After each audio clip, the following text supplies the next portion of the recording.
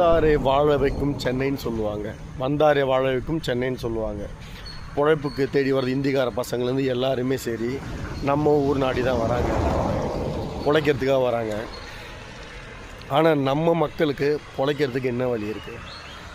முதல்ல கவர்மெண்ட்டில் என்னென்னமோ பேசுகிறீங்கல்ல, வேலை வாய்ப்பை எந்த அளவுக்கு பண்ணுறீங்க?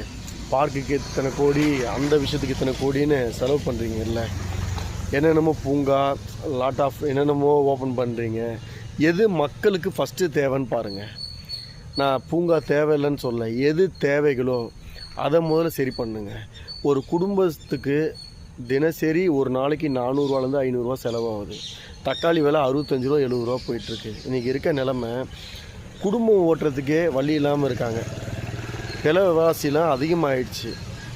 நீங்கள் வந்தால் விலைவாசி கம்மியாகிடும், எதிர்கட்சியாக இருக்கும் போது என்னென்னமோ வார்த்தையை கொடுக்குறீங்க, என்னென்னமோ பேசுகிறீங்க.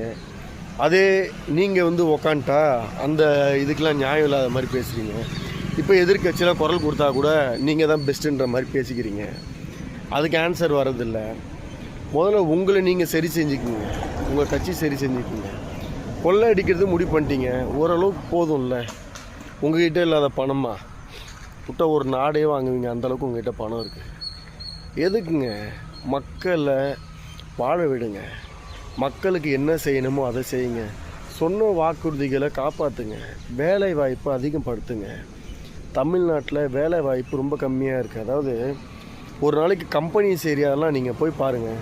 முதலமைச்சரும் துணை முதலமைச்சரும் இருக்கிற அமைச்சர்கள் எம்எல்ஏவெலாம் அமுச்சு ஒரு நாளைக்கு முதல்ல ஒரு கம்பெனிஸ் ஏரியாஸ்லாம் போய் பார்க்க சொல்லுங்கள். ரெசியூம் எடுத்துகிட்டு குழந்தைங்க எவ்வளோ அளவுக்கு போய் பசங்க பெண்கள் எல்லாம் எவ்வளோ கஷ்டப்படுறாங்க தெரியுமா?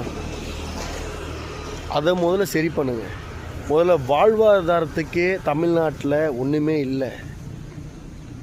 அதை விட்டுட்டு நீங்கள் மற்றது அங்கே போகிறேன் இந்த ஊருக்கு போகிறேன் மனு எவ்வளோ கொடுக்குறாங்க, அந்த மனுலாம் வாங்கி நீங்கள் படிக்கிறீங்களா? அது எங்கள் தளபதி சொல்கிறாரு, வீட்டுக்கு ஒரு பைக் இருக்கணும், வீடு இருக்கணும். அதாவது ஏங்க, அவர் உள்ளே இறங்கியிருக்காரு, ஜெயிச்சிட்டாருன்னா பண்ணுவார், பண்ணட்டா நீங்கள் அந்த மாதிரி விமர்சனம் வைப்பீங்கள்ல, அந்த நீங்கள் சொல்கிற மாதிரிலாம் அவர் நடந்துக்க மாட்டார், அந்த மாதிரி செய்யவும் மாட்டார். சொல்கிற வாக்கை காப்பாற்றுறவர் எங்கள் தளபதி. நீங்கள் என்ன வேணாலும் முடிவு பண்ணிக்கங்க, என்ன வேணாலும் செய்யுங்க. நீங்கள் 26ஓட உங்கள் ஆட்டம் முடிஞ்சிருச்சு. 26க்கு அப்புறம் எங்கள் தளபதி ஆட்டம். நீங்கள் உங்களால் முடிஞ்சு செஞ்சுட்டே இருங்க. நீங்கள் நல்லது செய்கிறேன்னு சொல்லிட்டு ஏதாவது ஒரு பிளா பிளா பிளா ஏதாவது ஒன்று எங்கள் தளபதி தடுக்கணும், அதை பண்ணணும் இதை பண்ணணும்னு நீங்கள் நினச்சிங்க அப்படின்னா அந்த ஓட்டு ஃபுல்லாக எங்கள் தளபதிக்கு மாறிட்டே இருக்கும். நீங்கள் எதாவது கெடுக்கலான்னு நினச்சாலும் அந்த ஓட்டு எங்களுக்கு தான் வரும். அது யார் என்ன பண்ணாலும்